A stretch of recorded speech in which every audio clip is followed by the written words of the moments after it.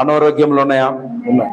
ఒకవేళ ఈరోజు కొన్ని అనారోగ్యాలు కూడా నువ్వు వెళ్తూ ఉన్నట్టయితే దేవుని వాక్యం ఇజ్రాయెల్ ప్రజలతో ఏమని చెప్పిందో, అనారోగ్యం రాకుండా ఉండాలంటే ఇజ్రాయెల్ ప్రజలతో చెప్తున్నాడు దేవుడు ఏం చెయ్యాలో చెప్తూ ఉన్నాడు. మీరు అనారోగ్యం రాకుండా ఉండాలంటే మీరు ఇవి చెయ్యండి అని స్పష్టంగా అక్కడ కొన్ని మాటలు చెప్తున్నాడు. ఒక్క మాట కూడా మనం చదువుకొని మనం ముగించుకుందాం.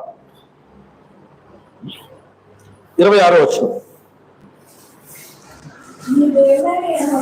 మీ దేవుడైన యెహోవా వాక్కును శ్రద్ధగా విని ఆయన దృష్టికి న్యాయమైనవి చేసి ఆయన ఆజ్ఞలకు విధేయులై ఆయన కట్టడలన్నిటినీ అనుసరించి నడిచినట్లయితే నేను ఐగుప్తులకు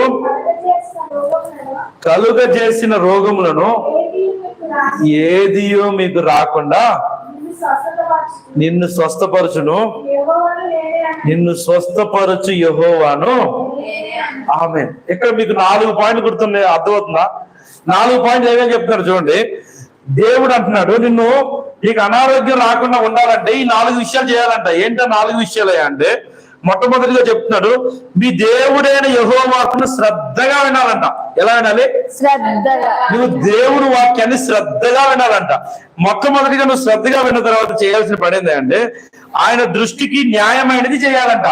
ఆయన దృష్టికి అన్యాయాన్ని కాదు దేవుడు చేయమంటుంది, న్యాయమైనది చేయాలంట. దేవుని వాక్యాన్ని శ్రద్ధగా విని ఆయన దృష్టికి న్యాయమైనది చేసిన తర్వాత ఆయన ఆజ్ఞలకు విధేయులు అవ్వాలంట. ఏంటి ఆయన ఆజ్ఞలు అయ్యా అంటే, అబద్ధం ఆడొద్దు అంటున్నాడు, దొంగతనం చేయొద్దు అంటున్నాడు, వ్యభిచరించవద్దు అంటున్నాడు. ఇంకా కొన్ని ఆజ్ఞలు దేవుడు ఇచ్చారు బైబిల్లో.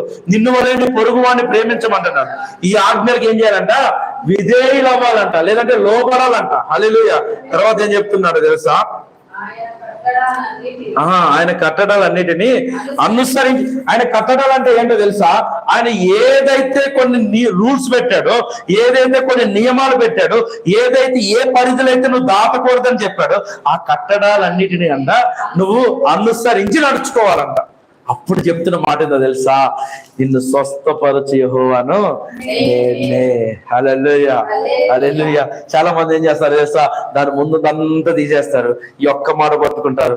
యెహోవా నిన్ను స్వస్థపరచు యెహోవాను నేనే. ఈ ఒక్క వాక్యాన్ని తీసుకుని, అమ్మ నాకు దేవుడు ఈ రోజు గొప్ప వాగ్దానం ఇచ్చాడు, నిన్ను స్వస్థపరచు యెహోవాను. నిన్ను స్వస్థపరచాలంటే 4 మాటలు చెప్పాడు. ఆ 4 నీ జీవితంలో చేస్తే దేవుడు నిన్ను స్వస్థపరుస్తాడు. మొదటిగా ఏం చేయాలి? దేవుని వాక్యాన్ని శ్రద్ధగా వినాలంట, శ్రద్ధగా వినాలంట. రెండోది మంచిగా న్యాయమైన పనులే చేయాలి, అన్యాయాన్ని చేయకూడదు. మూడోది విధేయులై ఉండాలంట, ఆయన ఆజ్ఞలకు విధేయులై ఉండాలి. తర్వాత ఆయన కట్టడలను అనుసరించాలి. ఈ 4 విషయాలు మనం చేస్తే మన జీవితాలలో అనారోగ్యం ఉండదంట.